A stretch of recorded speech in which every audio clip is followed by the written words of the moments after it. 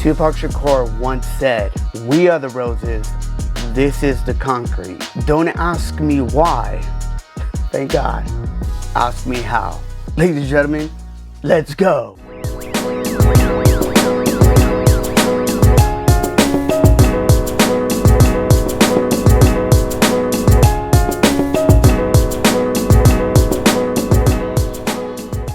What is up, ladies and gentlemen? This is Noan El Boricua. And let me tell you, I've taken about 5 different intro takes. It's been a little bit tough to try to get this going. I just hit myself here. All right, it's just a hot mess. All right, anyhow, feel Pasión Friday, where it's all about cultura, faith, y conexiones. And one of the things really, I guess in a good way, yesterday I was supposed to record, but there was a lot of noise where I'm at, so it was really hard to be able to try to get really good capture audio. As Think Media, shout out to them, they always say that 50% of your video is audio, so yo, I gotta make sure that we have the right audio for each and every one of you. Now, I kind of want to open up, I actually quoted Tupac, and I actually had the chance, living in LA, one of the greatest things is just seeing so many different artists and creatives, but more importantly, kind of like the birthplace, not the birthplace, but kind of like a good stakeholder in hip hop, because I got to give props to New York, you know what I'm saying? But a good stakeholder when it comes to the West Coast is Los Angeles. And the reason why I say that is because there's currently in downtown LA this great museum by the Tupac Shakur estate where you get a chance to be immersed in just going into, you know, when we talk about nostalgic moments, I don't think we understand the importance of storytellers and history and the journey of who Tupac ended up becoming. And I know for many of you guys is really understanding that. And I want to give a shout out to Dan Trell and his son DJ.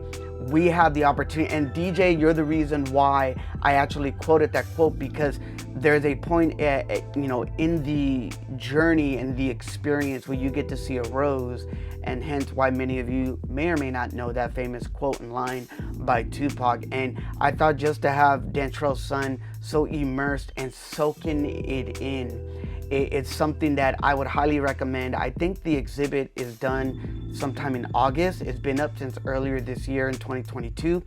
If you haven't had the chance, maybe, I don't know, let me know if you guys want me to do like a journey and a recap of the trip. But yo, shout out to Tupac and the estate. Amazing work that was done. In that, I find out that Dodgers, Mike Brito, Cuban great, almost 45 years in the Dodger organization. He passed away. I'm gonna talk about what it means of being a scout and the importance of that, but I kind of want to open up because there's something that, you know, really when we think about the journey and what we do as leaders, as professionals, as aspiring professionals, or as aspiring, like a lot of times when we think about big picture, a lot of times we get the opportunity to, again, as I kind of last week's video talked about, this is the mid-year checkpoint. I'm on vacation right now, staycation, and I have a chance to kind of reflect. And something that we need to understand is that doubt is always a natural part of growth. Again, doubt is a natural part of growth. And it's how we grow and gain this confidence in ourselves. So I'm not gonna lie, it's like, I don't wanna put the AC on, I'm sweating, man. All right, it's really understanding how do we go forward and remember that in all the doubt and fears that we have, that it shall pass.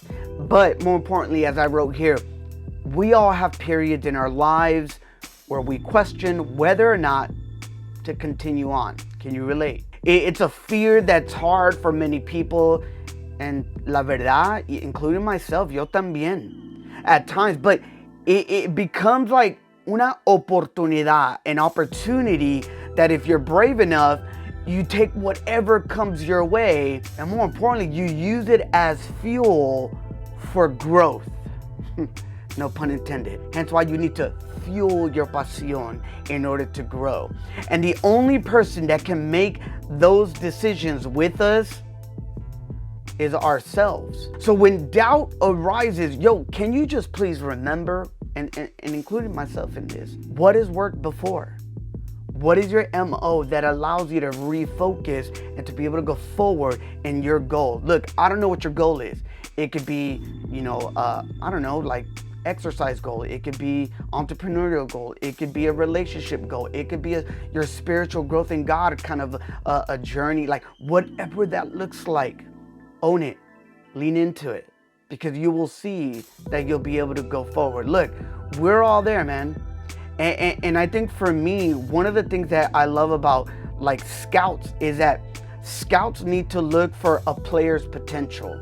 Now, when we think about the world of sport, the NFL and basketball, they're kind of known, but a lot of times we don't understand baseball.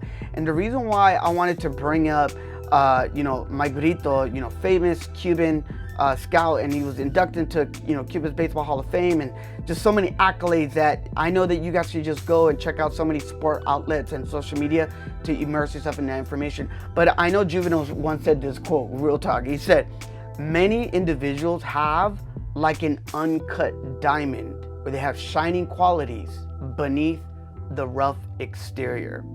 And I share that quote because maybe you're a rough diamond, but you know that there's these shining qualities. The question is, who is the scout in your life that can bring out that shining quality? Because can I tell you, Mike Brito did that by signing a 19-year-old Fernando Valenzuela while he was in Mexico, which he was supposed to be scouting for a shortstop in baseball, saw this player, this pitcher by the name of Fernando Valenzuela. And we could say the rest is history. That Fernando Mania, and really this is something, shout out to my boy Tim Ramirez, we talked about, and there's a great 30 for 30 that talks about Fernando Mania that really changed the culture, la cultura, because see, Mike Brito saw the shining quality. Mike Brito saw that sometimes you need to seek it in places where maybe other people at that time did not really seek out these great quality players like Mike Brito.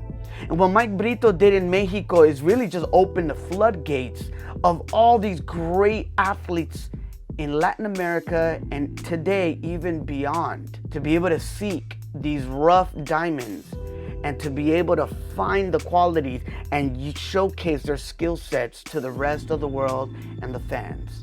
Not only did he find Fernando Valenzuela, look, a really good example of a rough cut, of a rough diamond. You all know, my Dodger fans, baseball players, you all know who I'm about to say.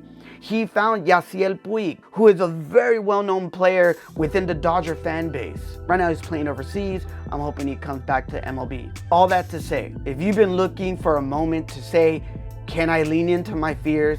Can I lean into my doubts? 100% you can. All I ask is that you surround yourself with the right scout. Did you hear that? The right scout to be able to bring out those qualities, and then the rest comes along. The coach, the GM, and that's the beauty. Like when we think about like the pillars here at Pasión, those conexiones, the connection, like that scout has to have a really great relationship with the general manager of the team.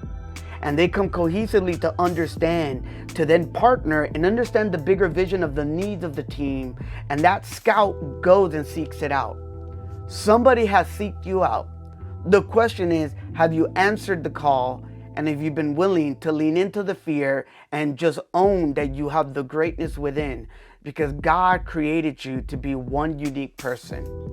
All I ask is that you feel that pasión. Ladies and gentlemen, that's what I have for you guys. I hope you guys enjoy it. And we just gotta lean into it. And Mike Brito, thank you for doing the work that you've done. And so many people only knew you as the guy that held that, the radar gun for the pitches, but we know that you've done so much more for the game and really for the la comunidad Latino-Latina. I want to say thank you for opening those big doors and for us to be able to reflect the importance of making sport that daily habit that is part of the cultura, and how do we continually grow this together. So that's what I have for you guys. Como siempre, check us out, vivapasionpodcast.com. And my hope is that you guys are enjoying a great summer. Remember, like I said before, it's not how you start, but it's how you finish. And we still got the second half of this year.